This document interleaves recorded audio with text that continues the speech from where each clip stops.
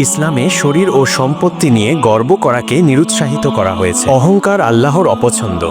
ইসলামে অহংকার একটি বড় পাপ। আল্লাহ অহংকারী ব্যক্তিদের অপছন্দ করেন।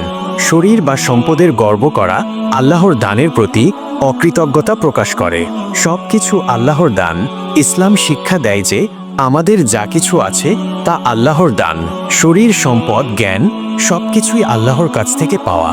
তাই এ নিয়ে গর্ব করার কিছু নেই। গর্বের বিপরীতে বিনয় মানুষকে আল্লাহর কাছে প্রিয় করে তোলে এবং সমাজে সম্মান বাড়ায়। অস্থায়ী শরীর ও সম্পদ অস্থায়ী, এগুলো যে কোনো সময় হারিয়ে যেতে পারে। তাই এগুলোর ওপর নির্ভর করে গর্ব করা বোকামি। পরকালের গুরুত্ব।